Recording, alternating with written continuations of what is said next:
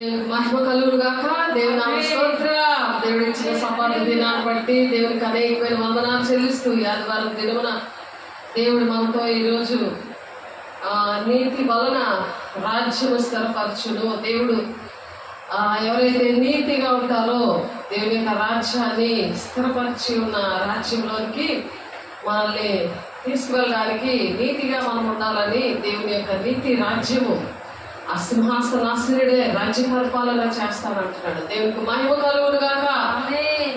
ప్రతి ఒక్కరు దేవుని ఆత్మ ఒప్పుకోండి. మరి ప్రియసు రాజా, నీ రాక కొరకే నేను ఎదురు చూస్తున్నాను అని నీతి గల రాజ్యములోకి స్థిరపడే బిడ్డలుగా దేవుడు ఆశీర్వదించులాగున ప్రతి ఒక్కరు కూడా మరి పరిశుద్ధాత్మ పొందుకొని దేవుని వాక్యము మరి నూరంతలుగా ఫలించులాగన మరి ప్రార్థిద్దాము, దేవుని ఆరాధిద్దాము.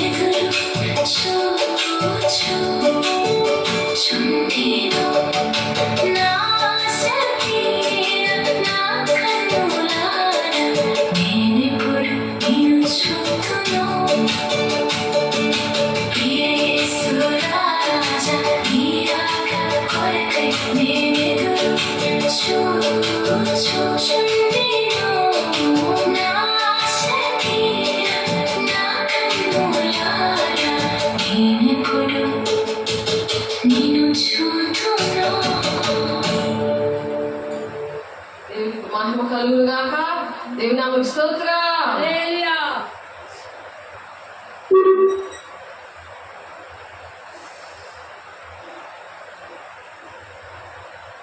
నీతి వలన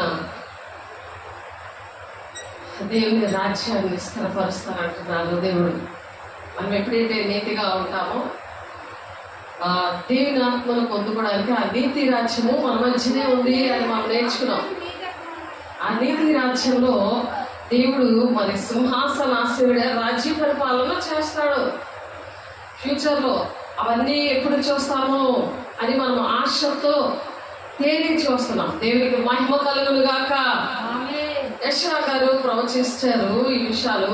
ఏంటంటే ఆ ప్రవచనాలన్నీ కూడా నెరవేర్చే దినాల్లో మనం ఉన్నాము కాబట్టి దేవుని సన్నిధి అంచె దినాల్లో అందరి మీద ఆత్మను కుమ్మరిస్తానంటున్నాడు. కాబట్టి దేవుడు మరి ప్రతి ఒక్కరు కూడా అంచె దినంలో ఆ పర్వతముల మీద యెహోవా మందిర పర్వతము శిఖరములు స్థిరపరచబడి కొండల కంటే ఎత్తుగా ఎత్తబడును, ప్రవాహం వచ్చినట్లు సమస్త అన్యజనులు దానిలోనికి ప్రవేశిస్తారనమాట. అది ప్రవచనం. యెషయా గారు ప్రవచించారు 2వ అధ్యాయము 2వ వచనంలో.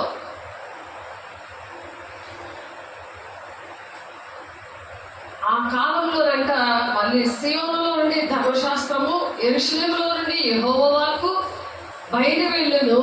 జనములు గుంపులు గుంపులుగా వచ్చి యాకోబు దేవుని మందిరమునకు యెహోవా పర్వతమునకు మనము వెళ్ళిదము రండి. ఆయన తన మార్గముల విషయమై మనకు బోధించును, మనం ఆయన త్రోవలో నడుద్దామని చెప్పుకుంటారంట. ఇప్పుడు మనం ప్రకటిస్తున్నాం కదా, అప్పుడు చెప్పుకుంటారంట అందరు కూడా మనం వెళ్దాం రండి అని.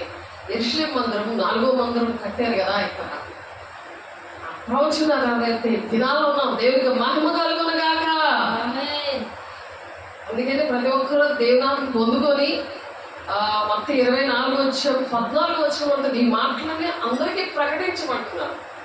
అలా ప్రకటించిన తర్వాత దేవుడు ఆ ప్రవచనాలన్నీ కూడా, ఇప్పుడు చెప్పిన ప్రవచనాలన్నీ కూడా, ఇప్పుడు పాట పాడుకున్న ఆ ప్రవచనం అంతా కూడా నెరవేర్పులో వస్తుంది. ఇక్కడ నీతి గల రాజ్యము ఇతరుల ద్వారా, ఇక్కడ మనకి నీతి గల రాజ్యం.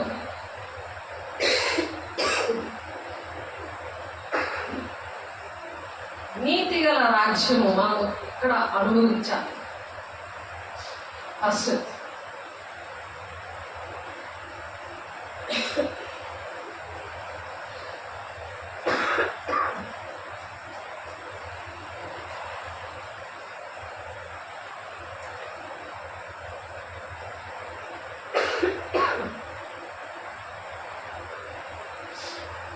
యెషయా గారు ప్రవచిస్తున్నారు ఏంటంటే 9వ అధ్యాయము 7వ వచనం చూస్తే, ఇది మొదలుకొని మితి లేకుండా దానికి వృద్ధియు క్షేమమును కలిగినట్లు సర్వకాలము దావీదు సింహాసనము రాజ్యమును నియమించును. న్యాయం వల్లను నీతి వల్లను రాజ్యమును స్థిరపరచుటకు అతడు సింహాసనాసీనుడే రాజ్య పరిపాలన చేయును. రాజ్య పరిపాలన చేస్తాడు దావీదు సింహాసనం మీద దేవుడు. దేవునికి మహిమ కలుగును గాక. సైన్యములకు అధిపతి యెహోవా ఆ శక్తి కలిగి దీనిని నెరవేరుస్తాడంట. దేవునికి మహిమ కలుగును గాక. ఆమేన్. ఆయన ఆసక్తి, యెహోవా తండ్రి ఆసక్తితో మరి ఆసక్తి కలిగి ఈ విషయాన్ని నెరవేరుస్తాడంట. ఈ విషయం అది ఆయన సింహాసనాసీనుడే రాజ్య పరిపాలన చేస్తాడు. సింహాసనాసీనుడే దేవుడు. ఈ మందిరములో, ఈ 4వ మందిరములో దేవుడు ఆ సింహాసనాసీనుడే రాజ్య పరిపాలన చేస్తానని అది మరి ఓల్డ్ టెస్టిమెంట్ పాత నిబంధన నుండి ప్రతి అక్కడ నుండి కూడా దేవుడు ప్రణాళిక వేసుకొని ఉంచాడు. అక్కడ చాలా మందికి పాత నిబంధన కొట్టి వేశారని అంటాడు. కానీ దేవుడు అక్కడ చెప్తున్నారు, నేను ధర్మశాస్త్రం కొట్టివేయడానికి రాలేదు, కానీ దాన్ని నెరవేర్చడానికే వచ్చాను అంటున్నాడు ఆయన. చూడండి, వాక్యము యెషయా గ్రంథములోని మరి 7వ వచనంలో ఇది ప్రవచించాడు దేవుడు ఈ విషయం. మరి అపోస్తలుల కార్యం 18వ అధ్యాయం 4వ వచనంలో అతను ప్రతి విశ్రాంతి దినము సమాజ మందిరంలో తర్కించుచు యూదులకు గ్రీసు దేశస్తులు ఒప్పిస్తూ ఉన్నాడు. యేసయ్య విశ్రాంతి దినము విషయంలో సమాజ మందిరంలో అందరితో కూడా తర్కిస్తూ వాళ్ళతో వాదిస్తూ వాళ్ళతో చెప్తూ యూదులకు గ్రీసు దేశస్తులు ఒప్పిస్తున్నాడు. విశ్రాంతి దినాన్ని, సబ్బాతు దినాన్ని పరిశుద్ధంగా మీరు ఆచరించండి. పెంతెకొస్తు దినము కూడా మరి సంఘము పుట్టినరోజు కూడా అదే రోజు. మరి ప్రతి దినం ప్రతి ఆదివారం మనము విశ్రాంతి దినాన్ని పరిశుద్ధంగా ఆచరించడం జ్ఞాపకం చేసుకోము అని మరి 10 ఆజ్ఞల్లో ఒక ఆజ్ఞ. అందుకని దేవుడు చెప్పిన మాటలన్నీ మన ఆజ్ఞలన్నీ పాటిస్తేనే దేవుని రాజ్యానికి వెళ్తారు. అవి చాలా మందికి తెలియదు. అందుకని దేవుడు వివరించి చెప్తా ఉన్నారు ప్రతి విషయాలు కూడా. మత్తయి సువార్త 5వ అధ్యాయం 18వ వచనంలో కూడా యేసయ్య చెప్తుంటారు కొన్ని మాటలు. ఆకాశములు భూమియు గతించిపోయింది, కానీ ధర్మశాస్త్రం అంతయు నెరవేరు వరకు దాని నుండి ఒక పొల్లైనను ఒక సున్నైనను తప్పిపోదని మీతో నిత్యముగా చెప్పుచున్నాను. ఒక్క పుల్లు కూడా తప్పిపోదు అని చెప్తున్నాడు. ధర్మశాస్త్రం అంతా నెరవేరుస్తాడు దేవుడు.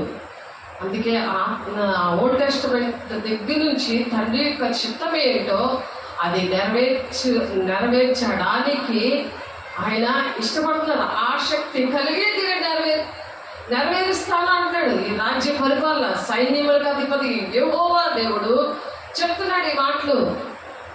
సింహాసనాసనుడై నీతి వలనను రాజ్యమును స్థిరపరచుటకు అతడు సింహాసనాసనుడే రాజ్య పరిపాలన చేస్తాడు.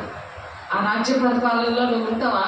నీతిగా ఉంటే నువ్వు ఉంటావు. ఆ నీతి రాజ్యం కదా అది. అన్యాయస్తుడిగా ఉంటే, అక్రమాలు నువ్వు కట్టుకోకపోతే, అక్రమంగా నువ్వు నడుస్తూ ఉంటే, దేవుని ఆజ్ఞ పాటించకపోతే దేవుడు అక్కడ ఆ రాజ్యంలో నువ్వు ఉండలేవు.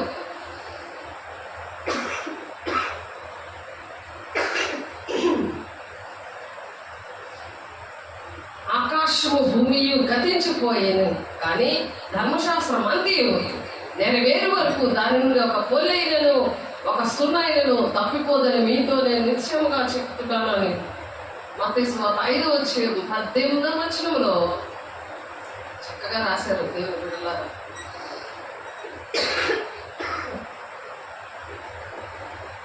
మరి అలాగే యెషయా గ్రంథం 58వ అధ్యాయం 13వ వచనంలో ధర్మశాస్త్రము నెరవేరు వరకు దాని నుండి చూడండి, యెషయా 58, 13, 14 నీవు యెహోవా యందు ఆనందించదు, దేశం యొక్క ఉన్నత స్థలముల మీద నిన్ను నేను ఎక్కించదను అంటున్నాడు.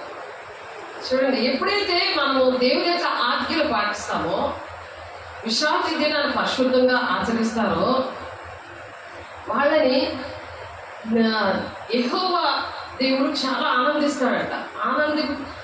నీవు యెహోవా యందు ఆనందించదవు, యెహోవా యందు ఆనందించదు. మనకి ఏంటి ఉన్నది? దేవుని యొక్క ఆనందం. దేవుని యొక్క ఆనందం, పరిశుద్ధాత్మ మీద ఆనందం. భోజనము పానము కాదు, కానీ పరలోక రాజ్యము పరిశుద్ధాత్మ మీద ఆనందమై ఉంది అని రోమా పత్రికలో ఉంటుంది. ఆ ఆనందంలో ఉన్నప్పుడు వాక్యం అనేది కరెక్ట్గా అర్థమవుతుంది. మనము దేవుణ్ణి ఎప్పుడు చూస్తామా, ఎప్పుడు దేవుని రాజ్యానికి వెళ్తామా, ఎప్పుడు ఆ బంగారు వీధుల్లో తిరుగుతామా, అసలు కోట్లాది కోట్లాది సూర్యుల కాంతితో ఆయన ప్రకాశిస్తూ ఉంటే ఆయనతో సదాకాలము ఉందామా అని ఒక ఆశ కలుగుతుంది. భూ సంబంధమైన వాటి మీద మనసు ఉండదు. పరలోక సంబంధులుగానే ఈ లోకంలో మనం జీవిస్తూ ఉంటాము. ఇక్కడ కూడా పరలోక రాజ్యం యొక్క సన్నిధి అనుభవిస్తూ ఉన్నప్పుడు దేవుడు ఇక్కడ యెషయా గారి ద్వారా చెప్తున్నారు. యెషయా గ్రంథము 58వ అధ్యాయము ఒకసారి చూడండి. యెషయా గ్రంథము 58వ అధ్యాయము.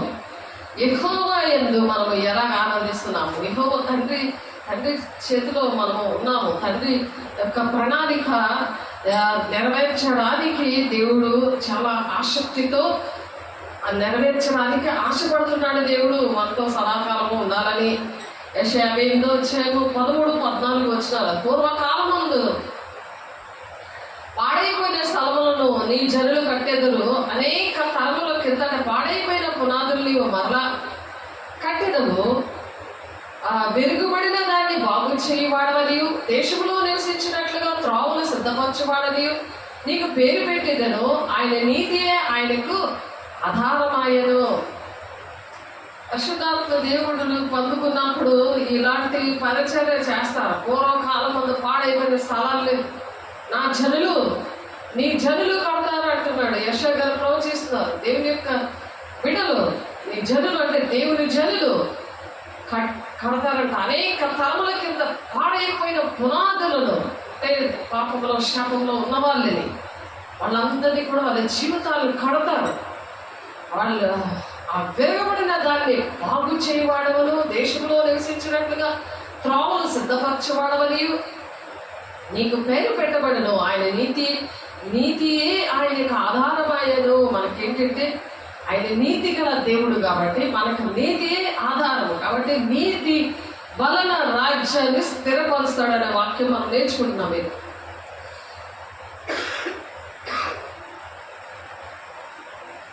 నీవు ఎప్పుడైతే అలాగ ఆనందిస్తామో, నీవు యెహోవా యందు ఆనందించదవు. దేశం యొక్క ఉన్నత స్థలముల మీద నేను నిన్ను ఎక్కించదను. ఆమేన్. ఆనందం కాకుండా సినిమాలు చూస్తాను, సీరియల్ చూస్తాను, రోజు చక్క చికెన్ బిర్యానీ ఈరోజు వండుకొని తింటాను, ఈరోజు అన్నీ వదుకుంటాను, వారం అంతటివి అనుకున్నావు అనుకో, దేవుళ్ళు ఆనందం ఉండదు. ఆ నీతి వలన ఆ స్థిరపరచబడిన సింహాసనాశ్రయుడే ఉన్న దేవుడు పరిపాలిస్తుంటే ఆ పరిపాలన కింద ఉండలేవు. దేవుని మాట వినలేనప్పుడు, దేవుని ఆజ్ఞలు పాటించలేనప్పుడు ఆ నీతి రాజ్యంలో స్థిరంగా ఉండే రాజ్యము యుగాలు దేవుడు మనతో ఉండే పరిస్థితులు ఉండవు. బంగారు పట్టణాల్లో ఉండలేవు. బంగారు సింహాసనం మీద నా జయించువాలి, నేను నా సింహాసనం మీద కూర్చుండబెడతాను అంటున్నాడు ఆయన. పెళ్లి కుమార్తెను, ఆయన పెళ్లి కుమార్తె కదా, మనం పెళ్లి కుమార్తె సంఘంగా అభిదేగా సిద్ధపడదుము గాక. ఆమేన్. నీవు యెహోవాను ఆనందించదువు. దేశం యొక్క ఉన్నత స్థలముల మీద నేను నిన్ను ఎక్కించగలను. దేశంలో ఉన్నత స్థలంలో ఉంటావు నువ్వు ఎప్పుడైనా సరే, ఎక్కడున్నా సరే. ఆ ఉన్నత స్థలములో మంచి దేవుని యొక్క సన్నిధితో ఉన్న ఆ బిడలతోని అదే ఎక్కడికి వెళ్ళినా సరే ఒక ఉన్నతమైన స్థితి అనేది ఉంటుంది ప్రతి విషయంలో కూడా. నీ తండ్రి అయిన యాకోబు స్వాచ్ఛమును నీవు అనుభవంలో ఉంచదను. యెహోవా సెలవిచ్చిన వాక్కు ఇదే. యాకోబు స్వాచ్ఛము, యాకోబుకి అబ్రహాము, ఇస్సాకు, యాకోబుల దేవుడుకి మరి అని వాళ్ళకి వచ్చిన వాగ్దానాలు, వాళ్ళకున్న ఆశీర్వాదాలు ఏవైతే ఉన్నాయో అవన్నీ కూడా ఎవరైతే నీతిగా ఉండే ఆ నీతి రాజ్యము, ఆ నీతి సింహాసనాశ్రయుడే ఉన్న ఆ రాజ్య పరిపాలనలు చేయడానికి మరి దేవుడు వస్తుంటే ఆ రాజ్యము స్థిరపరచడానికి, నీతి వల్ల రాజ్యాన్ని స్థిరపరిచిన దేవుడి దగ్గర సదాకాలము అటువంటి వారు ఉంటారన్నమాట. దేవునికి మహిమ కలుగును గాక. ఆమేన్. తర్వాత ఎవరైతే చూడండి, మొత్తం 4వ వచనంలో ఒక మాట ఉంటుంది. మనుషుడు రొట్టె వల్ల మాత్రము జీవించడు కానీ దేవుని నోటి నుండి వచ్చే ప్రతి మాట వల్ల జీవిస్తాడంట. ఆ మాటని మర్చిపోయి చేస్తాడు సాతానుడు. ఆ మాటని మర్చిపోయేలా చేస్తాడు. దేవుని బిడ్డలు మర్చిపోతున్నావు కదా, వాక్యం నీ దగ్గర ఉండదు. రొట్టెలు అంటే ఇష్టం, ఆహారం అంటే వెరైటీలు అంటే ఇష్టం. కానీ ఆ సాతానుడు వచ్చి యేసయ్యను శోధిస్తూ ఉంటే ఆ రాళ్ళ రొట్టిగా చేసుకుని తినచ్చు కదా, నువ్వు నీకంటే దేవుడు మహిమలు ఇచ్చారు కదా, అంత అభిషేకం ఇచ్చారు కదా అంటే, అభిషేకించిన వాళ్ళు ఎక్కువ ఏది తినడానికి ఇష్టపడరు. దేవుని రాజ్యం కట్టడానికే ఆశపడతారు. మనుషుడు రొట్టె వలన కాదు కానీ దేవుని నోటి నుండి వచ్చే ప్రతి మాట వలన జీవించును అని వ్రాయబడి ఉన్నదనను.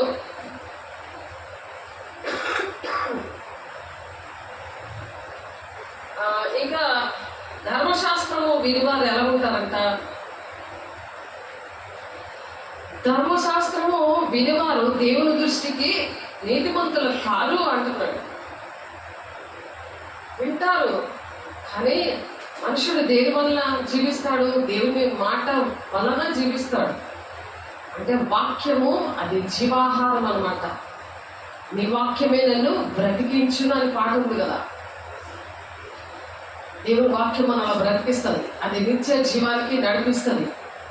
తింటాం ఆహారం, కానీ అదే పనిగా దాని మీదే దృష్టి ఉంచి భూ సంబంధం ఏమి తిందమా, ఏమి త్రాగమా, ఏమి భుజమా అదే చింతలో దేవునికి టైం ఇవ్వకుండా దేవుని నీతి రాజ్యాన్ని స్థిరమైన రాజ్యంలో ఉందామనే ఆశ లేకుండా దేవుణ్ణి ఎప్పుడు చూద్దాము, ఎప్పుడు వెళ్దాము, మరి దేవుడు వచ్చేటప్పటికి నేను సిద్ధంగా ఉండాలి అని నీతిమంతుల సిద్ధంగా ఉండమని దేవుడు మాట్లాడుతున్నారు. దేవుని బిడ్డ 2:13 నుంచి 29 వచనాలు చూద్దాము. యోహాను రోమాపత్రిక తీయండి ఒకసారి. రోమాపత్రిక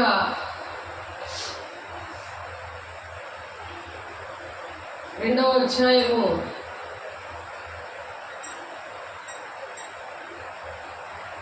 2వ చదువుతున్నాను, చూడండి, చక్కగా రాసుకోండి. రోమపత్రిక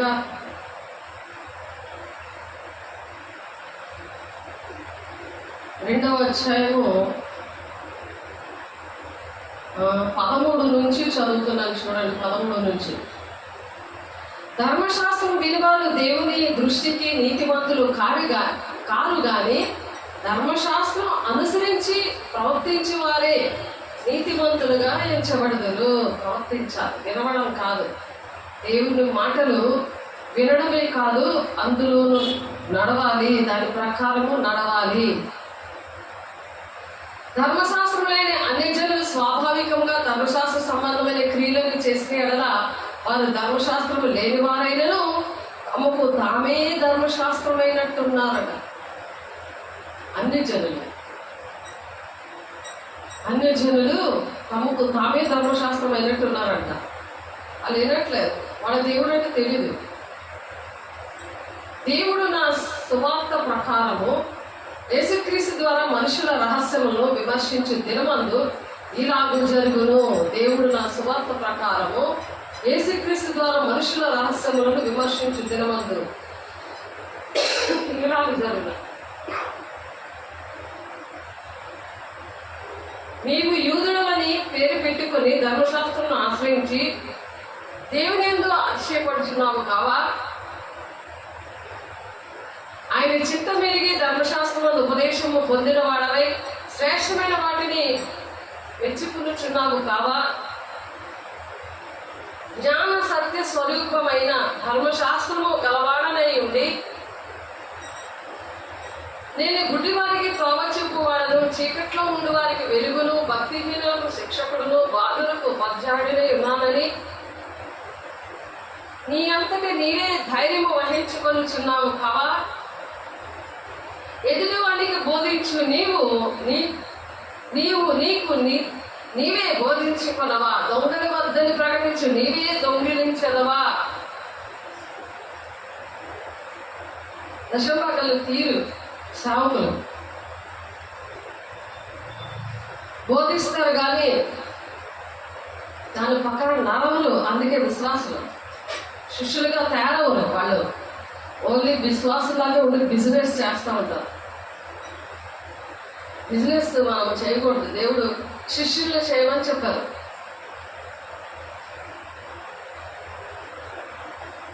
మొత్తం 28:18-19-20 వచనాల్లో శిష్యులుగా దేవుడు చేయమన్నారు. విశ్వాసంలో ప్రతి ఒక్క బిడ్డను కూడా శిష్యులుగా తయారు చేయమన్నారు. సర్వలోకాలు వెళ్ళి సువార్తను ప్రకటించమని చెప్పారు. ఆత్మ లేని వాడు నావాడు కాదని చెప్పారు. వాళ్ళు ఏంటంటే మనం చెప్పకపోయినా సరే వాళ్ళతో దర్శనం ద్వారా, ప్రవచనం ద్వారా, వాక్యం ద్వారా మాట్లాడుతుంటే వాళ్ళే దేవుని అభిషేకంతో సువార్తను ప్రకటిస్తారు. వాళ్ళకి అందుకే సాక్ష్యం ఇస్తారు. వాళ్ళకి అద్భుత కార్యాలు అందుకే సేవకుల ద్వారా జరుగుతాయి. అది జరిగినప్పుడు సేవకుల మీద విశ్వాసం ఉంటుంది. విశ్వాసంతో అలా అటువంటి కార్యాలు వాళ్ళ యొక్క అభిషేకము ఆ విశ్వాసంలోనికి వెళ్ళి వాళ్ళ శిష్యులుగా తయారవుతారు. ఏసే అలాగే చేశారు. భూలోకంలోకి వచ్చి తిరిగి నేర్పించారు.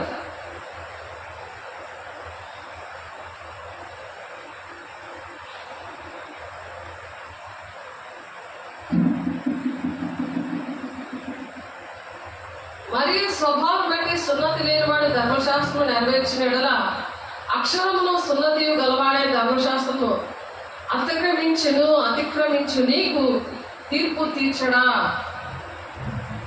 సున్నతి లేనివాడు చక్కగా నడుస్తున్నాడు. సున్నతి అంటే బాప్తిసం లేనివాళ్ళు చక్కగా వాళ్ళే ధర్మశాస్త్రం ఏదైతే ఉన్నారు. నువ్వు బాప్తిసం తీసుకొని కూడా ధర్మశాస్త్రం అతిక్రమించడం, దేవుని మాటలు వినకపోవడం, దేవుని మీద తిరుగుబాటు చేయడము, దేవుని ఆజ్ఞలు పాటించకపోవడం, నీ అతిక్రమించి నీకు తీర్పు తీర్చాడా దేవుడు. బాహ్యములకు యూదుడమైన వాడు యూదుడు కాడు, శరీరమందు బాహ్యమైన సున్నతి కాదు. అయితే అంతరంగమందు యూదుడైన వాడే యూదుడు. మరియు సున్నతి హృదయ సంబంధమైనదే, ఆత్మీయంగా జరిగినదే కానీ అక్షరం వల్ల కలుగునది కాదు. అట్టి వారికి మెప్పు మనుషుల వల్ల కలుగదు, దేవుడు వల్లనే కలుగును. దేవుడు వల్లనే మెప్పు కలుగుతుంది. ఎందుకంటే అభిషేకం ఉన్నా, పరిశుద్ధాత్మను పొందుకున్నా, దేవుని పని చేయకపోతే వ్యర్థం కదా. బాప్తీసం తీసుకున్నా, దేవుని నమ్ముకున్నా, అలా నడవకపోతే వ్యర్థం కదా. అది ఇక్కడ అంతా చెప్తున్నారు. మనుషుల వల్ల కలగదు మెప్పు అనేది మనుషుల వల్ల కలగదు. వాళ్ళకాలు మెప్పు పొందుకుంటారు, గొప్పతనాలు చెప్పుకుంటారు, కానీ దేవుని వలన కలుగుతుంది. మనుషుల వల్ల కలగదు, దేవుని వలననే మెప్పు అనేది కలుగుతుంది. బలా నమ్మకమైన మంచి దాసురాల అని అంటాడు దేవుడు. అది దానికోసం మనము దేవుడిని చూద్దాము, దేవుని దగ్గరికి వెళదాము అనే ఒక ప్రయాసం ఉంటుంది వాళ్ళలో. అలా మనకి ఉండాలని మరి ఒక్క అక్షరం కూడా ఒక సున్నైనా తప్పిపోదు ధర్మశాస్త్రంలో అని చెప్పి దేవుడు మనతో మాట్లాడుతున్నారు. దేవుని సంబంధమైన వాడు దేవుని మాట వినును, మీరు దేవుని సంబంధంలో కారు కనుకనే మీరు వినరు అని చెప్తున్నాడు అక్కడ దేశయ్య. యోహాను సువార్త 8:47 చాలా మంది ఎందుకు దేవుడు మాటలు వినంటే వాళ్ళ దేవుని సంబంధాలు కాదు. ఇటు దేవుడు అటు లోకము రెండు కావాలి. శరీరానుసారులుగా అందుకే బ్రతికేస్తారు, ఆత్మానుసారులుగా బ్రతకలేకపోతున్నారు. దేవుని రాజ్యం కట్టడానికి ఇష్టం ఉండట్లేదు, దేవుని రాజ్య సంబంధాలన్నా ఇష్టం ఉండదు, వాళ్ళకి సహకరించలేకపోతున్నారు. అందుకే యోహాను సువార్త 8:47 ఆనాడు యేసయ్యను అలాగే బాధ పెట్టి చంపేశారు. ఈ దినం కూడా శారీరకంగా చంపట్లేదు, కానీ ఆత్మని చాలా దుఃఖపెడుతున్నారు అటువంటి ప్రజలు. మీకే తెలుస్తుంది ఎలా దుఃఖపడుతున్నాను దేవుడు దుఃఖపడితే సేవకులు దుఃఖపెట్టినట్టు కూడా అర్థం వస్తుంది కదా. మార్కు 7:9 మీరు మీ పారంపర్యాచారాలు గైకొనుటకు దేవుని ఆజ్ఞ బుద్ధిగా నిరాకరించుదురు. పారంపర్యాచారాలే చేస్తారు, పెద్దమైన ఆరాధన, మనుషులు కల్పించిన పద్ధతులు పారంపర్యాచారాలు. కానీ ఇవే దైవోపదేశాలను పెద్దగా ఆరాధిస్తున్నారు, కానీ దేవుని ఆజ్ఞలు మాత్రం నిరాకరించేస్తున్నారు అని మార్కు సువార్త 7:9 ఉంది. దేవుని మాటలు సర్వలోకాలు వెళ్ళి సమసృష్టికి సువార్త ప్రకటించండి, శిష్యులుగా తయారు చేయండి, ఆత్మ లేనివాడు నావాడు కాదు. దేవుని రాజ్య సువార్తను సకల జనులకు ప్రకటించిన తర్వాతే అంతం వస్తుంది. ఎందుకు లేట్ అయిపోతుందంటే నువ్వు ప్రకటించట్లేదు, నువ్వు దేవుని రాజ్య సంబంధిగా ఉండట్లేదు, నువ్వు సహకరించట్లేదు, దేవుని ఆజ్ఞలు పాటించట్లేదు, దేవుని రాజ్య సంబంధిగా ఉండలేకపోతున్నావు. మనుషుల సంగతులే కావాలి, మనుషుల జ్ఞానమే కావాలి, భూ సంబంధమైనవే వెతుక్కోవాలి. అందుకే లేట్ అయిపోతుంది దేవుడు రావడం. మరి ఆయన చూడాలని ఆశ వస్తుందా లేదా మాకు? దేవుని కొంతమంది చేస్తున్న వాళ్ళకి దేవుని ఎప్పుడు వెళ్ళిపోతాము, ఎప్పుడు వస్తాడు దేవుడు, వీళ్ళు వినరు, వీళ్ళతో చాలా తలపొట్టుగా ఉంది, వీళ్ళకి ఎంత చెప్పినా వినరు, వీళ్ళ దేవుని రాజ్యసువాత ఇష్టం ఉండదు, దేవుని మాటలు ఇష్టం ఉండవు, దేవుని నమ్ముకుంటే చాలు వెళ్ళిపోతాము, దేవుని వస్తే దేవుని రాజ్యం ఎప్పుడో వస్తుంది అనుకుంటున్నారు. వాక్యంలో ఉన్నట్టుగా మరి బయట జరుగుతున్నాయి అన్నీ కూడా ఎలాగా మరి ఈ లోకంలో జరుగుతున్నాయి అలాగా సేమ్ జరుగుతూ ఉన్నాయి, చాలా భయంకరంగా జరుగుతూ ఉన్నాయి. మరి అవి తలంచుకొని అయ్యో ఇవన్నీ కూడా జరుగుతున్నాయి, మరి దేవుడు వచ్చేస్తున్నారు ఒక ఆశ, ఒక వేదన, దుఃఖము అంత పక్కన పెట్టి అవి ఓర్చుకుంటూ దేవుని మాటలు వింటూ దేవుని తండ్రి చిత్తం ఏంటో అనేది తెలుసుకోవడానికి దేవుడు సహాయం చేయను గాక ప్రతి ఒక్కరికి.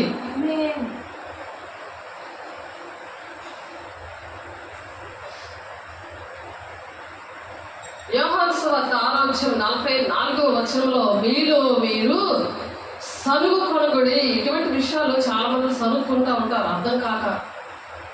వాళ్ళకి నచ్చిందే బోధించాలి, వాళ్ళకి నచ్చినట్టే ఉండాలి, అన్ని ఆశీర్వాదాలే మాట్లాడాలి.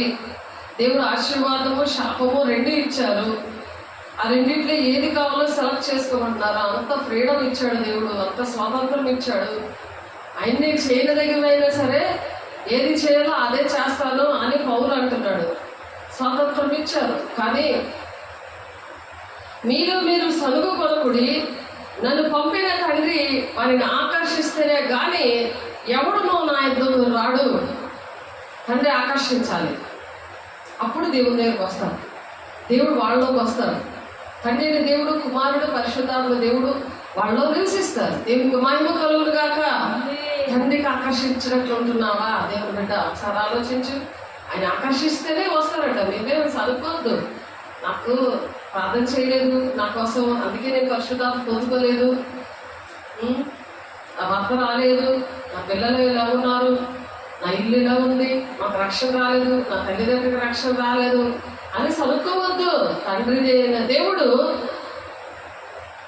ఆ భర్త మారలేదు మీరు చదువుకోవద్దు. ఇక్కడ ఏం చెప్తున్నారో సరిగ్గా చక్కగా వినండి. యోహాను 6:44 తండ్రిని దేవుడు ఆకర్షిస్తేనే కానీ ఎవడునో నా యుద్ధంలో రాలేడు. ఎవరు రాలేరు. దేవుని దగ్గరికి వెళ్ళాలంటే అందరికీ కుదరదు. దేవుని దగ్గరికి వెళ్ళాలంటే తండ్రి దగ్గరికి రావాలంటే తండ్రిని దేవుడు ఆకర్షించాలి, అటువంటి పనులు చేయాలి. నీ హృదయాంతరంగాన్ని ఎరిగిన దేవుడు. అర్థమవుతుందా? నీ హృదయంలో ఏముంది? వాక్యం లేదు. సాతానుడు నిన్ను ఊపేస్తున్నాడు. మత్తులో ఉంటున్నావు. ఎప్పుడు కూడా మత్తు దెయ్యం వస్తుంది అస్తమాటికి. ఎందుకు? వాక్యం లేదు ఒంట్లో. మీలో మీరు సనుగు కనుకడి, నన్ను పంపిన తండ్రి వారిని ఆకర్షిస్తేనే కానీ ఎవరు కూడా నా ఎదురు రాలేరు, నా దగ్గరకు ఎవరు రాలేరు. దేవుడు ఆకర్షించాలంటే దేవునితో మనం కలిసి దేవుని వాక్యాన్ని పట్టుకొని నడవాలి, వాక్యం పట్టుకొని ప్రార్థన చేయాలి. వాక్యం ఎప్పుడు నా ఒంట్లో ఉంటుంది. మొదటి యోహాను 1:9 ఉంటుంది. ప్రతి పాపమును నువ్వు ఒప్పుకుంటే అది నేను నీతిమంతులుగా చేస్తుంది, అప్పుడు వాక్యము నీలోనే ఉంటుంది అనేసి వాక్యము గుర్తుంటుంది. అప్పుడు ఒక ఆమెకి ఆ మాట చెప్తా ఉంటుంది, మేము పరిశుద్ధులమండి, మాకు వాక్యం రాకపోయినా పర్లేదు, అందరూ తప్పులు చేస్తారు, మా వల్ల ఏ పాపము జరగదు అంటుంది. వాళ్ళకేమో 36 సంవత్సరాల కూతురు ఉన్నది. ఆమె పెళ్ళి అవ్వాలని అస్తమానికి ఫోన్లు చేస్తుంటే, అమ్మాయి దేవునికి నీకు మధ్య కూడా ఏముందో అది ఒప్పుకుంటే దేవుడు విడిచిపెట్టి ఆ బిడ్డకి మరి పక్కటెంపు ఎక్కడున్నారు, దేవుడు నీతోటే మాట్లాడతాడు, నేను ప్రార్థన చేస్తున్నాను, కానీ మీ ఇంట్లో విషయాలన్నీ నువ్వే కదా ఒప్పుకోవాలి, నేను ఒప్పుకోవడానికి ఎలాగా కుదురుతుంది అంటే, మేము నీతిమంతులమే, మేము ఒప్పుకొని పని లేదు అంటుంది. అది వాక్యం కూడా చెప్తుంటుంటే వినడంలో ప్రజలు చెవులు మూసుకొని ప్రజలు అన్నమాట. ఆ నామకార్థమైన జీవితాలు చూడండి, ఒకసారి చదువుతుంది. మొదటి యోహాను పత్రిక 1వ అధ్యాయము 9-10 వచనాలు చదువుతున్నాను. మనం పాపములను 8వ వచనం చూడండి. మనము పాపము లేని వారిని చెప్పుకొని ఎడల మనలను మనమే మోసపరుచుకొనుచున్నాము. మోసపరిచే ఆత్మ పుట్టింది. మోసపరిచే ఆత్మ ఉంటే దిద్దుబాటు అసహ్యం కదా అని కీర్తన 50:17 వచనంలో ఉన్నది. నా మాటలు వెనక్కి తోసేస్తున్నావు, దిద్దుబాటు నీకు అసహ్యం కదా అని అంటుంది. అక్కడ దొంగలకి నువ్వు ఏకీపిస్తున్నావు, ఇది చేస్తున్నావు, సాంగత్యం చేస్తున్నావు, ఇట్టి పనులు చేసుకుని నేను మౌనంగా ఉన్నాను. దేవుడు స్వరం ద్వారా కానీ, వాక్యం ద్వారా కానీ, కళల ద్వారా కానీ దేవుడు ఏం మాట్లాడట్లే, అందుకే నేను మౌనంగా ఉన్నాను. కానీ ఒకసారి అన్ని నీ కళ్ళ ఎదురుకుండా పెడతాను, నువ్వు నా వంటి వాడినే నువ్వు అనుకుంటున్నావు అని ఉంటుంది అక్కడ వాక్యం. నేను దేవుని బిడ్డని, నేను చాలా నీతిగా బ్రతుకుతున్నాను అంటే నేను ఒక వాక్యం గుర్తుండదు, ఒక వాక్యం ప్రకారం నడవకుండానే నేను దేవుని బిడ్డని అని మోసపరిచే ఆత్మ అన్నమాట. అలా తమ్మెనం ఆయన అంటే మనలను మనమే మోసపుచ్చుకుందుము మరియు మనలో సత్యం ఉండదు. సత్యం అంటే దేవుడు, సత్య స్వరూపైన ఆత్మ ఉండదు, అది సర్వసత్యంలో నడిపించదు. చూడండి, సాతానుడు ఎంత బ్రహ్మపరిచే ఆత్మతో నిండుతాడో మనుషుల్ని. చాలా చక్కగా వాక్యం చెప్తున్నారండి. ఏదైనా సమస్య వస్తే ఆ వాక్యం తగినట్లుగా చక్కగా వాక్యముతో మాట్లాడుతున్నారు, వివరించి చక్కగా అర్థమయ్యేలా చెప్తున్నారు అంటుంది. మళ్ళీ అంత విన్నాక ఈ మాట అంటుంది కదా, మేము ఒప్పుకునే పని లేదు అని. మనము పాపము చేయలేదని చెప్పుకునే ఆయన అబద్ధికులుగా చేయవారమగుదుము మరియు ఆయన వాక్యము మనలో ఉండదు. చూసారా, దిగుబడి చేసుకోకపోతే వాక్యం ఉండదు అంటే దేవుడు ఉండడు వాళ్ళలో. దేవుడు లేకపోతే తండ్రి ఎలాగా ఆకర్షిస్తాడు? దెయ్యం ఆకర్షిస్తుంది. ఆ దెయ్యమే నిద్ర తెచ్చేస్తుంది. వాక్యం అంటే ఇష్టం ఉండదు దానికి. అన్ని మాటలు అన్ని పనులు ఇష్టమే కానీ వాక్యం అంటే ఇష్టపడదు. మరి పిల్లలకి కూడా అదే వస్తుంది కదా. దేవుడి మాట వింటే నేను తరాలు దీవెన. దేవుడి మాట వినకపోతే 3-4 తరాల వరకు తండ్రి దోషం కుమారుల మీదకి వచ్చేస్తుంది. పాపంలో దోషములు అవి నిర్గమాకాండంలో ఉంటుంది. 10,000 మందికి కృప చూపువాడని అంటున్నాడు కానీ దోషిని నిర్దోషిగా ఎంచక 3-4 తరాల తండ్రి దోషం కుమారుల మీద కనిపిస్తానని ఉంటుంది అక్కడ. అదే అగ్గిలో కూడా మాట ఉంటుంది. కాబట్టి దేవుని బిడ్డలారా మోసపోవద్దు, దేవుడు వెక్కిరించబడడు. దేవుడు ఈ కృపదినాల్లో దేవుడు ఎటువంటి పాపమైన శాపమైన ఏదైనా సరే విడిపించే దేవుడు. అలా మనం సరిచేసుకొని నీతిమంతులుగా మరి దేవుని దగ్గర ఉన్నప్పుడు దేవుడు ఆకర్షిస్తాడు. ఆయన నీతిమంతుడు కదా, ఆయన పరిశుద్ధుడు కదా. ఇంకొక ఆయన ఏంటంటే పాపుల గురించే దేవుడు వచ్చాడు కాబట్టి మా కోసమే వచ్చాడు, నీతిమంతుల కోసం రాలేదు, నీ కోసం రాలేదు అంటాడు ఆయన. చూసారా దైవం ఎలా వాదిస్తూ ఉంటుందో, ఎలా బ్రహ్మపరిచే ఆత్మ మనుషుల్ని ఎలాగ పాడు చేస్తుందో ఒకసారి ఆలోచించండి.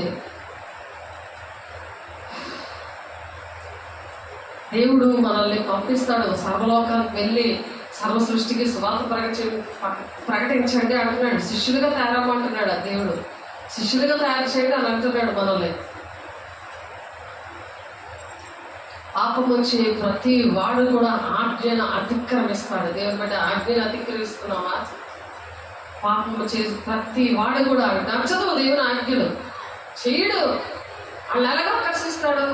దేవుడు ఆకర్షిస్తేనే కానీ, మరి దేవుడు ఆకర్షిస్తే కానీ ఎవడు తండ్రి వద్దకు రాడు అంటున్నాడు. తండ్రి వద్దకు రావట్లేదు. మరి ఎక్కడికి వెళ్తున్నాం? సాతాను దగ్గరికి వెళ్తున్నాం, బ్రహ్మపరిచే ఆత్మల దగ్గరికి వెళ్తున్నాం, లోకానుసారమైన ఆత్మలు ఉన్న దగ్గర. ఏ ఆత్మలో పరీక్షించుకోండి. మోసపరిచే దినాల్లో అబద్ధ ప్రవక్తలు బయలుదేరారు. అంచు దినాల్లో అది 1 యోహాను 4:1 వచనంలో చెప్తుంటే వినట్లే. ఎక్కడైనా దేవుడు ఉన్నాడు. వాళ్ళు ఏదో చెప్పాడు, పడుకొని వచ్చాడు అంతే. ఒక తీర్మానం లేదు, దిద్దుబాటు లేదు. వాక్యమైన ఉదక స్నానంలో తీర్మానం చేసి చేతులెత్తి నన్ను క్షమించయ్యా, నేను నీ సన్నిధిలో నీ ప్రవర్తన జాగ్రత్త అంటే నేను సరిగ్గా లేను, నేను ఇక్కడ అని దేవుని దగ్గర వెంటనే ఒప్పుకుంటున్నప్పుడు వెంటనే దేవుడు విడుదలిస్తాడు. సాతానికి అధికారం ఉండదు మనిషి మీద, లేకపోతే దానికి అధికారం ఉంటుంది. ఆ అధికారం ఉన్నప్పుడు ఏం జరుగుతుంది? ఇంకా సాతాను మనిషిలో ఉంటాడు, దేవుడు ఆకర్షించడు, సాతాను ఆకర్షిస్తూ ఉంటుంది.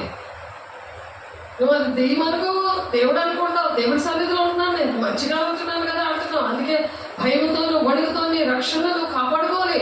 అంతవరకు సహించబడే జీవకిరీటం ఇస్తానంటాడు. అంతవరకు రక్షణ కాపాడుకోవాలి దేవుని బిడ్డ. కాబట్టి పాపం ఇచ్చే ప్రతి వాడు కూడా ఆజ్ఞను అతిక్రమిస్తాడంట. ఆజ్ఞాతిక్రమమే పాపము. నేనే పాపం చేయలేదు అనడం కాదు. అప్పటికీ నేను చెప్తున్నాను, అన్ని ఆజ్ఞలు మీరు పాటిస్తున్నారా, ఆజ్ఞాతిక్రమమే పాపము అని వాక్యం కూడా చదివి వినిపిస్తుంటుంటే ఆ వాక్యం కూడా లోబడడానికి ఇష్టం లేదు. అది లోబడితే దుష్టుని ఎదిరించమంటున్నాడు కదా.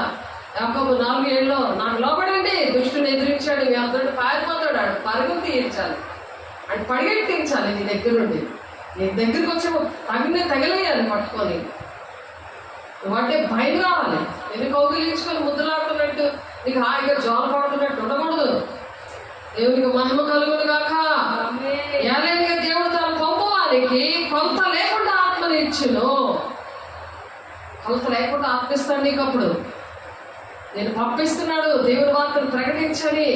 ఎంత బాగా నువ్వు ప్రకటిస్తే అంత త్వరగా వస్తాడు ఆయన. చూడొచ్చు మనం ఆయనతో యుగాలు. మరి ఆయన సింహాసనం, నీతి సింహాసనం మీద ఆయన రాజ్య పరిపాలనలో మనం ఉంటాము. ఆయనతో పాటు యుగాలు ఉండాలని ఆయన ఆశపడుతున్నాడు. ఆయన ఆకర్షిస్తాడు మనల్ని, ఆయన ఆకర్షిస్తాడు. దేవుని బిడ్డ సాతానుడు ఆకర్షిస్తున్నాడా? దేవుడు ఆకర్షిస్తున్నాడా? ఒకసారి జ్ఞాపకం చేసుకో, ఒకసారి సరి చేసుకో. దేవుని బిడ్డ ఎప్పుడైతే ఆ కొలత లేని దేవుడు ఆత్మని ఇస్తాడో, నిన్ను పిలిచాడు కదా సువార్త చేయమని. ఒక ప్రవక్తగా రాబోయే సంగతులు బయలుపరచడానికి ఏర్పాటు చేసుకున్నాడు కదా. దర్శనాలు చూడడానికి, దేవుని స్వరము వినడానికి, అనేక మందికి మంచి చేయడానికి, అనేక మందికి దేవుని నీకు ఇచ్చిన ఆశీర్వాదాలు పంచడానికి, నీకు ఇచ్చిన వరాలు. అవునంటాడు, నేను ఎవరికి ఏ వరం ఇవ్వాలని వాళ్ళకి నేను ఆశపడుతున్నాను. మీరు వస్తే మీకు నాలో ఉన్న వరాలు మీకు ఇవ్వాలని నేను ఆశపడుతున్నాను, మిమ్మల్ని ఎప్పుడు చూడాలని నాకు ఆశపడుతున్నాను అంటాడు. అటువంటి ఆశ దేవుడు పెట్టాడు ఈ గుండెల్లో. కానీ సాతానుడు ఆకర్షణలో ఉంటున్నారు. దేవుడు ఆకర్షణలో, యెహోవా దేవుడు ఆకర్షిస్తే కానీ వాడు నా దగ్గర రాడు అంటున్నాడు. దేవుడు ఉన్నాడు కదా ఇక్కడ, మరి రాడు. ఎలాగా? సాతానుడికి ఆకర్షణ ఎక్కువైపోయింది. లోక సంబంధమైన బోధలు, ఆ బోధలు ఉన్నప్పుడు ఆకర్షణ, సాధారణ ఆకర్షణలోనే ఉంటారు వాళ్ళు. రాజ్య సంబంధుల లెక్కలో ఉండరు. ఆ ఇరుకు మార్గంలో ప్రవేశించడానికి పోరాడతారు. భూ సంబంధం నెరవేరలేదనే సాతానుడు చెప్తా ఉంటాడు. ప్రార్థనకి జవాబులు రావు. ప్రార్థనే లేనప్పుడు జవాబులే వస్తాయి. నీతిమంతుల ప్రార్థన బహుబలమైనది. పాపక్షేమం ఇస్తున్నాను యాకోబు 5వ అధ్యాయంలో. 2 పేతురు 3వ అధ్యాయంలో నీతిమంతుల ప్రార్థన అయిపోయి చెవులు పెట్టి వింటున్నాను అంటుంది. యెషయా 1వ అధ్యాయం 15వ వచనము ఆ కింద వచనాలు చూస్తే, నేను రక్తాపరాధము చేత నా చేతులు నిండి ఉన్నాయి, అందుకే అది కడుక్కో అంటున్నాడు దేవుడు. లేకపోతే నా కళ్ళు కప్పుకుంటున్నాను, బహుగా ప్రార్థన చేసి నేను వినను అంటున్నాడు అక్కడ. యెషయా 1:15 చదవండి మీరు, అందులో ఉంటుంది. రండి మనం వివాదం చేద్దాము. నీ పాపములు రక్తం వల్లే ఎర్రగా ఉన్నాను, హిమం వల్లే తెల్లగా చేస్తాను అంటున్నాడు ఆయన. ఈ కృప దినాల్లో క్షమిస్తాడు, పరిశుద్ధపరుస్తాడు దేవుడు. పరిశుద్ధ రాజ్యానికి, ఆ రాజ్య సువార్తులుగా ఆ యుగాలు ఉండేటట్టు చేద్దామని ఆశపడుతున్నాడు దేవుడు బిడ్డ. అట్టి కృప దేవుడు మన అందరికి అనుగ్రహించును గాక. యోహాను సువార్త 8వ అధ్యాయము 31 నుండి 32 వచనాల్లో, దేవుని సంబంధమైన వాడు దేవుడు మాట వినును. దేవుని సంబంధమైన వాడు నువ్వు మాట విను. దేవుని సంబంధం కాకపోతే మాట వినవాడు. నువ్వు మాట వినట్లేదని అంటే నేను దేవుని సంబంధం కాదనమాట, అందుకే మాట వినట్లేదు, ఇవి ఇష్టం ఉండట్లేదు అని వాళ్ళని నువ్వు చేసుకో. ఇవి నాకు ఎందుకు అర్థం అవ్వట్లేదు, దేవుని మాటలు, దేవుని వాక్యము నేను ఎందుకు రాసుకోవట్లేదు, వాక్యం చదవమంటే ఎందుకు వాక్యం చదవలేకపోతున్నాను, బైబిల్ మోతేసి కూర్చుంటాను,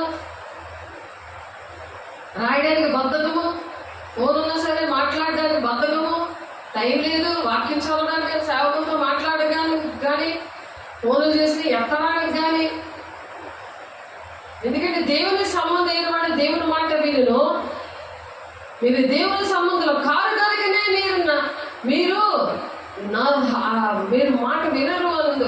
ఒకసారి చూడండి, మత్తయి సువార్త, యోహాను సువార్త తీయండి ఒకసారి, 8వ అధ్యాయము. యోహాను సువార్త 8వ అధ్యాయము 31 నుంచి చూడండి. 31 వచ్చిన ముందు చూడండి. యోహాను సువార్త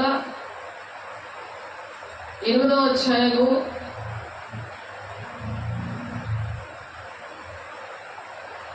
31 వచ్చిన నుండి నేను చదువుతున్నాను. చక్కగా రాసుకోండి, సరి చేసుకోండి. దేవుడు ఆకర్షించేలాగా తండ్రి దగ్గరికి వెళ్తాను అనే ఉద్దేశం రావాలి మీకు. కాబట్టి యేసు తనను నమ్మిన యూదులతో, మీరు నా వాక్యమందు నిలిచి ఉండిన వారైతే నిజముగా నాకు శిష్యులై ఉంటారు అంటున్నారు. ఎందుకు శిష్యులుగా తయారైపోతున్నారు? విశ్వాసులుగా మిగిలిపోతున్నారు. ఎందుకు శిష్యులుగా తయారవలేదు? వాక్యమందు నిలబడట్లేదు. వాక్య వినివారుగా ఉన్నారు కానీ వాక్య ప్రకారం నడిచేవారుగా లేరు. అలాగే నీతిమంతులు ఆ నిత్య రాజ్యంలో ప్రవేశిస్తారు. నా వాక్యమందు నిలిచిన వారైతే నిజముగా నా శిష్యులైంది, సత్యమును గ్రహించదరు. అర్థమవుతుంది. వాక్యం అంత కావట్లేదు. ఇంకో చర్చకి పరిగెడతాను అనాలు. దేవుని దగ్గర అన్ని ఆశీర్వాదాలు పొందేసుకొని ఇంకా ఏదో వంక, నా భర్త రాలేదు, నా కొడుకు పెళ్ళవలేదు, ఏదో వంక, ఈ భూ సంబంధంలోనే నేను ఉండిపోతాను, నీతి రాజ్యం నేను రాను, నా వాక్యం అర్థం అవ్వట్లేదు. ఆశీర్వాదాలు ఎవరైతే నేను ఏది చేసినా ఆశీర్వాదాలు ఇచ్చిన వాళ్ళ దగ్గరికి వెళ్ళిపోతాను. ఇప్పుడు చూడండి, గుడికి వెళ్తే ఒక గంట పెడతారు బుర్ర మీద, గంట కొట్టి బుర్ర మీద పెడతారు అన్నమాట. అలాంటి వాళ్ళు నచ్చుతున్నారు. మరి అక్కడికెళ్ళి వెళ్ళినట్టే ఎక్కడికి వెళ్ళినా నమ్మకార్థమైన మరి దేవుడు లేని దగ్గరికి వెళ్ళి ఏం లాభం చెప్పండి? ఏ ఆత్మలో పరీక్షించుకోకుండా ఎక్కడ పడితే అక్కడికి వెళ్ళిపోతావా? అప్పుడు సత్యం మిమ్మల్ని స్వతంత్రులుగా చేయదని చెప్పగా వారు, మేము అబ్రహాము సంతానము, మేము ఎన్నడూ ఎవరికి దాసులమై ఉండలేదే, మీరు స్వతంత్రులుగా చేయబడదని ఎలా చెప్పుచున్నారని ఆయన తండ్రి ఎంత పౌరుషమో చూడండి. అబ్రహాము సంతానమేమో, మేమే ఎవరికి దాసులం కాదు.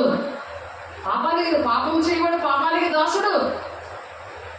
ఆధ్యాత్మికమే పాపము. అందుకే యేసు పాపము చేయ ప్రతివాడిన పాపమునకు దాసుడు అని మీతో నిశ్చయముగా చెప్తున్నాను. యేసై చెప్తున్నాడు ఈ మాటలో మీతో డైరెక్ట్ గా. దాసుడు ఎల్లప్పుడూ నీ ఇంటిలో నివాసము చేయడు, కుమారుడు ఎల్లప్పుడూ నివాసము చేయను. కుమారుడు ఎల్లప్పుడూ కూడా మరి నివాసం చేస్తాడు. దాసుడు ఎల్లప్పుడూ ఇంటిలో నివాసం చేయడు, కుమారుడు ఎల్లప్పుడూ కూడా ఇంటిలో నివాసం చేస్తాడు. కుమారుడు మిమ్మల్ని స్వతంత్రులుగా చేసిన యెడల మీరు నిజముగా స్వతంత్రులై ఉందురు. మీరు అబ్రహాము సంతానమని నాకు తెలియను, అయినను మీలో నా వాక్యం నాకు చోటు లేదు కనుక నన్ను చంపవాలని వెతుకుతున్నారు. వాక్యంలో మీ దగ్గర వాక్యం లేదనుకో దేవుణ్ణి చంపినట్టు లెక్క. ఆనాడు దేవుని చంపేశారు. ఇప్పుడు అనుక్షణము గాయాలు రేపుతూ అనేక్షణము దేవుని సిలిపేస్తూ ఆయన చంపుతున్నారు. అది ఆ లెక్కలో ఉన్నాము అని గుర్తుపెట్టుకోండి. దేవుని బిడ్డలారా, ఒకసారి సరి చేసుకోండి ఆ విషయంలో. అందుకు వారు ఆయనతో, మా తండ్రి అబ్రహాము అనేది. యేసు మీరు అబ్రహాము పిల్లలైతే అబ్రహాము చేసిన క్రియలు చేస్తారు. అబ్రహాము ఏ క్రియలు చేశాడు? ఎంత త్యాగం చేశాడు? సొంత కొడుకుని ఆయన బలి అర్పించాడు కదా. అక్కడే వేసి ఆ కొండ మీద అక్కడే వేసి కూడా సిలువ వేయబడ్డాడు. ఆయన గొర్రె పిల్లలాగా ఆయన కూడా బలి అయిపోయాడు మన పాపముల కోసం. లేక ఒక కుమారుడిని వృద్ధాప్యంలో కన్ని కుమారుడిని, 100 సంవత్సరాల కన్ని కుమారుడిని దేవుడు అడిగితే వెంటనే ఇచ్చాడు. కానీ దేవుడు మరి ఆ కుమారుడిని చంపదలేదు కదా. నువ్వు అడిగి ఇచ్చినప్పుడు నీకు ఒక పరీక్షలు దేవుడు ఏది చేయబట్టే నువ్వు చేసావనుకో అది భారమైంది కాదు అంటాడు. దేవుని ఆజ్ఞలు భారమైనవి కావు, అవి సులువైనవి, అవి భారంగా లేవు, అవి ఇష్టంగా చేయొచ్చు. నేను చేస్తున్నా, ఇష్టంగా చేస్తున్నాము సేవ. దేవుడు ఏమంటే అది మరి ఈ మాస్ ఏరియాలో, ఈ భయంకరమైన ఏరియాలో మరి ఎలా చేయగలుగుతున్నాము? ఆ దెయ్యాలతో పోరాటము ఎలా చేయగలుగుతున్నాము? అందుకు వారు ఆయనతో, మా తండ్రి అబ్రహాం అనేది, యేసు మీరు అబ్రహాము పిల్లలైతే అబ్రహాము చేసిన క్రియలు చేద్దరు, దేవుని వలన వినిన సత్యము మీతో చెప్పిన వాడైనను నన్ను మీరిప్పుడు చంపవలని వెలుగుచున్నారే, అబ్రహాము అట్లు చేయలేదు. అబ్రహాం చెప్పడానికి తిరగలేదే, మీరు చెప్పడానికి నాకు తిరుగుతున్నారు.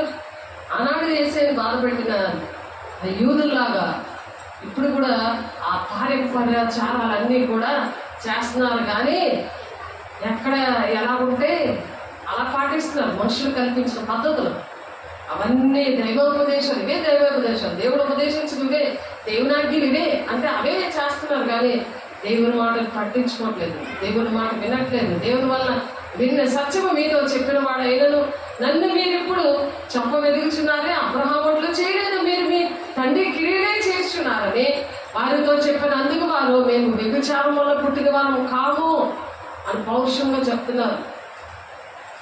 దేవుడు అక్కడే మాకు తండ్రి అని అంటున్నారు. బ్రహ్మపరిచ ఆత్మ దేవుడు అక్కడే తండ్రి అని అనుకుంటున్నారు. మేము దేవుని బిడ్డలో అనుకుంటున్నారు, కానీ దేవుడి మాట ఏమీ వినట్లేదు. యేసు వారితో, ఇట్లా నేను దేవుడు మీ తండ్రి అయిన ఎడల మీరు నన్ను ప్రేమింతును, నేను దేవుని యొద్ద నుండి బయలుదేరి వచ్చి ఉన్నాను, నా అంతటా నేనే వచ్చి ఉండలేదు, ఆయన నన్ను పంపెను. మీరు ఎలా నా మాటలు గ్రహింపకున్నారు, మీరు నా బోధ విననేరకుండుట వల్లనే కదా, నా బోధ ఎందుకు నచ్చట్లేదు మీకు అని అడుగుతున్నాడు దేవుడు. ఎందుకు గ్రహించట్లేకపోతున్నారు మీరు? మీరు మీ తండ్రి యొక్క అపవాది సంబంధాలు, అందుకే అర్థం అవట్లేదు మీకు. నా బాధ అందుకే మీకు నచ్చట్లేదు. ఆనాడు ఎలా ఉంది, ఈనాడు కూడా అలాగే ఉంది. అపోస్తలుల బాధ ఎవరికి నచ్చదు,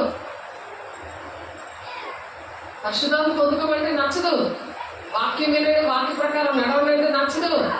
వాక్యం ఏది, నేను చెప్పిన వాక్యం ఏంటి అని అడిగితే ఒక్క వాక్యం కూడా నోరికి చెప్పడానికి ఇష్టపడదు.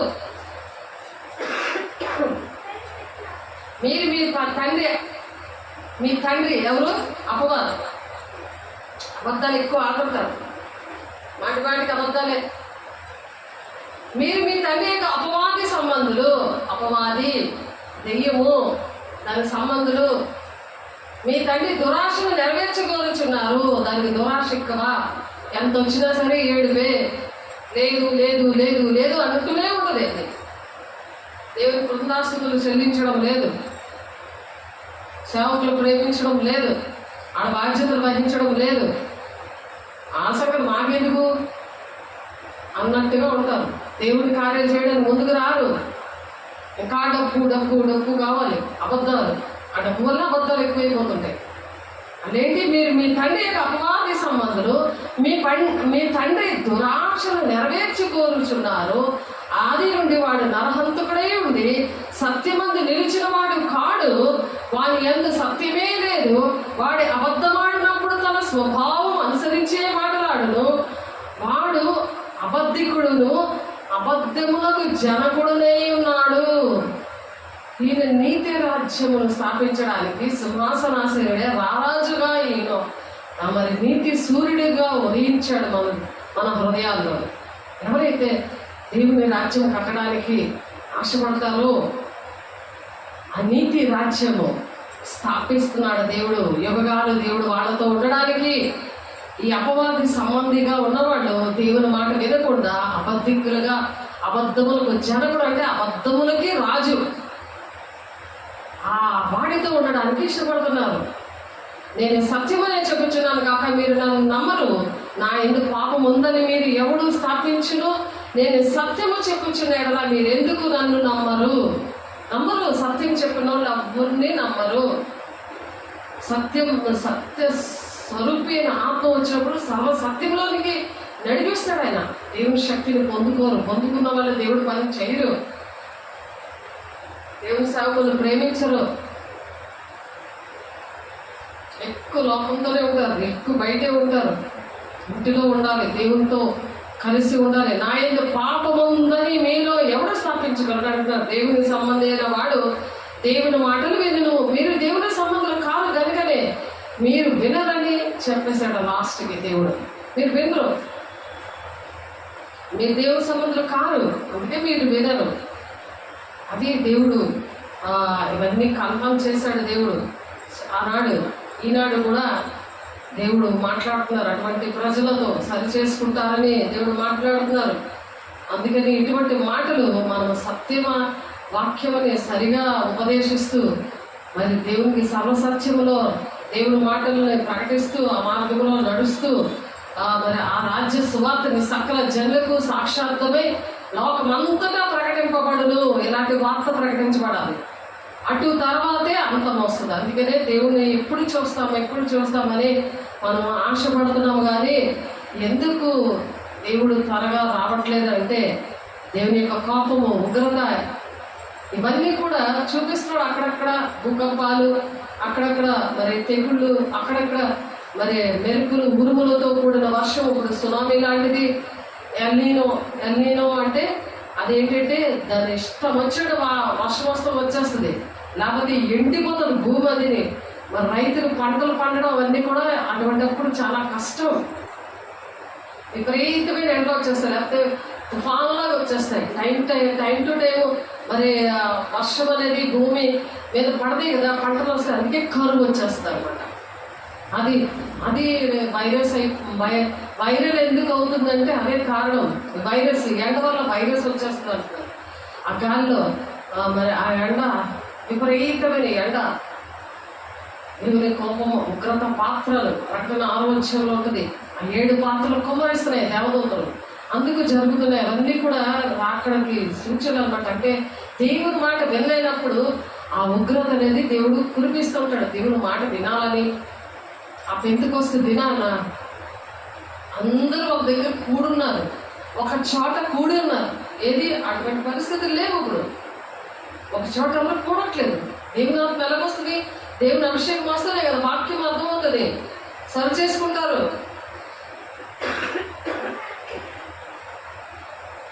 పాపము చేయి ప్రతి వాడు నా ఆజ్ఞను అతిక్రమించిన ఆజ్ఞాతిక్రమమే పాపము.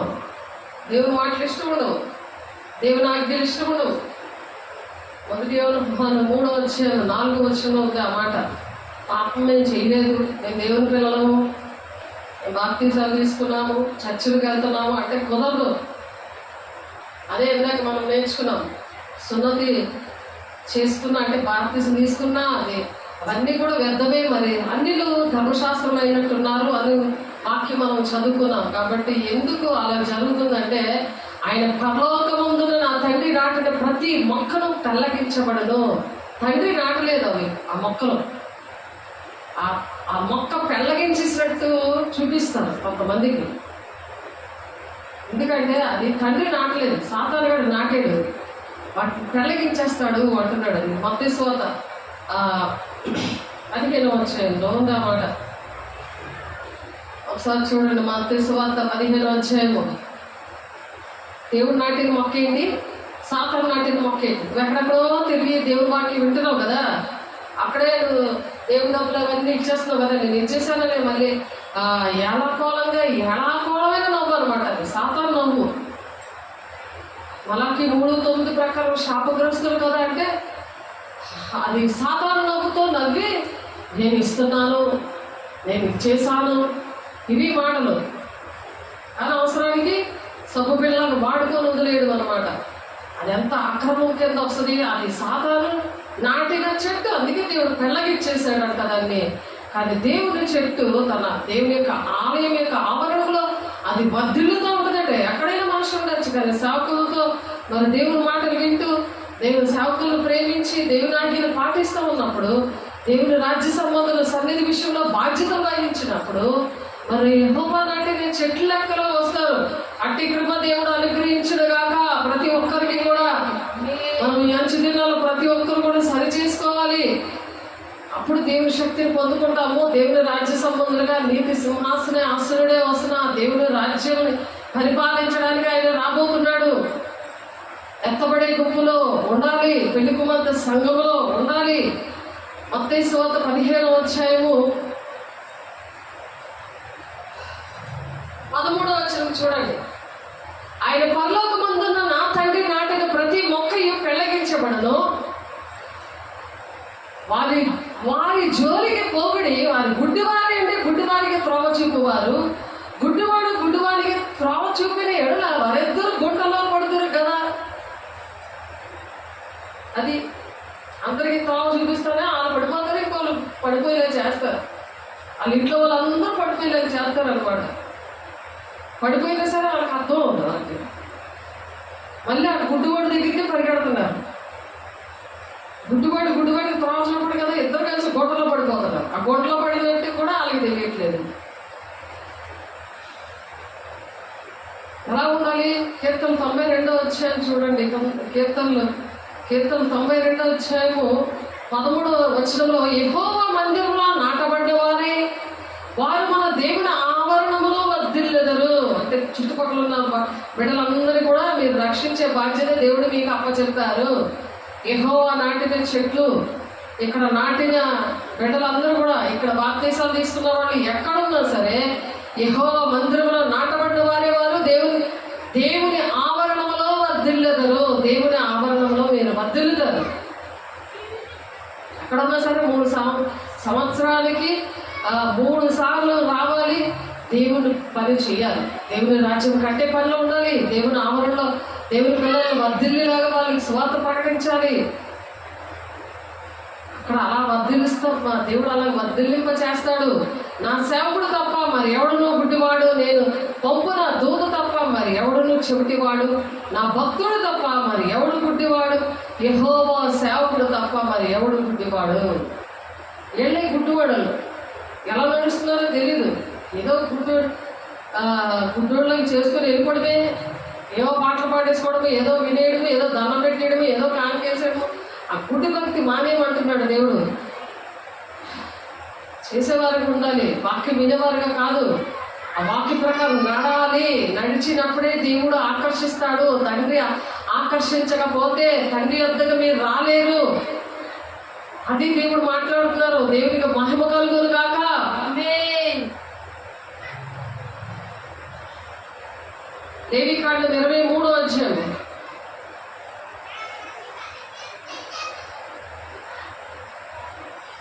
లేవికాండం 23వ అధ్యాయంలో 15-17 వచనాల్లో ఆదివారాలు మరి సబ్బాతు దినంగా ఎందుకు వేయించారు? 50 రోజులు పూర్తయిన తర్వాత ప్రథమ ఫలాల పండుగ చేసుకున్నారు. పెంతెకొస్తు పండుగ రోజు దేవుని ఆత్మను పొందుకున్నారు. మరి ఆ విధంగా దేవుని శక్తిని పొందుకోవాలి. అలాగా ఒక దగ్గర కూడుకోవాలి.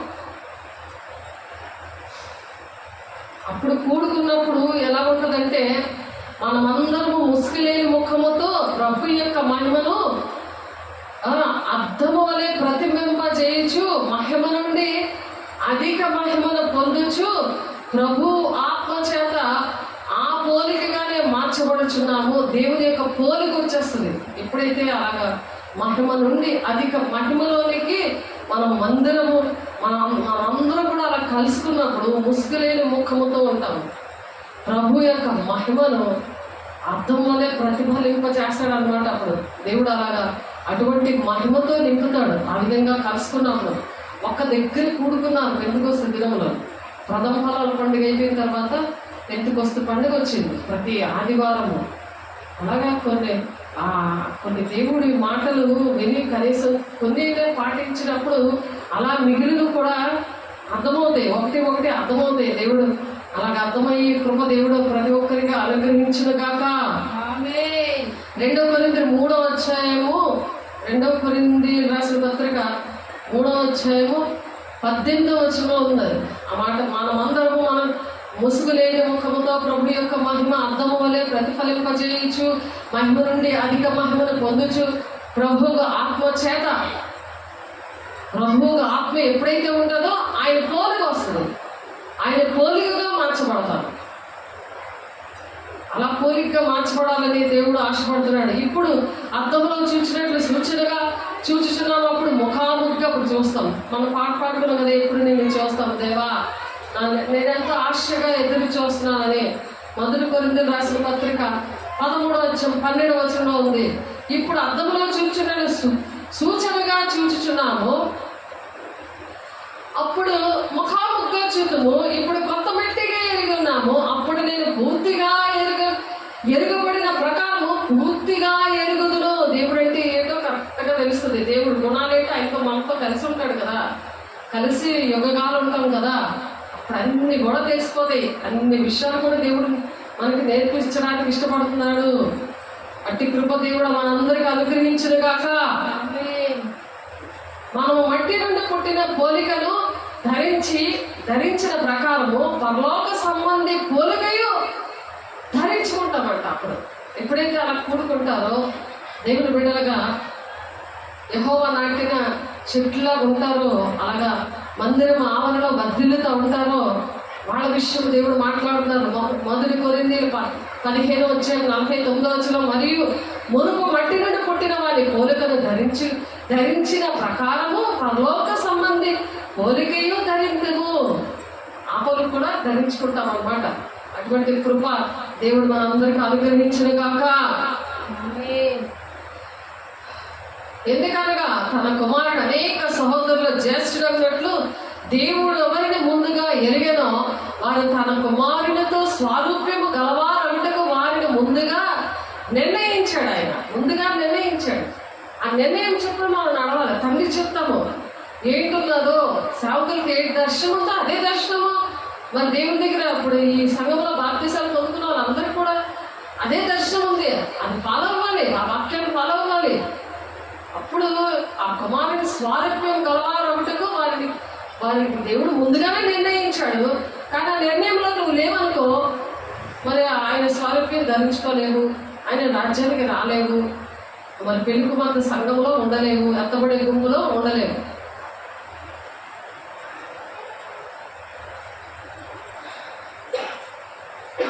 అందుకే మీరు ఈ లోక మర్యాదను అనుసరింపక ఉత్తమమును అనుకూలమును సంపూర్ణమునైన దేవుని చిత్తమేదో పరీక్షించి తెలుసుకున్నట్లు మీ మనస్సు మారి నూతన మొగుట వలన రూపాంతరము పొందుడి అని రోమపత్రికలో పౌలు గారు 12:2 చెప్తున్నారు. అలా రూపాంతరము మనం పొందాలి ఇక్కడ ఉండగానే.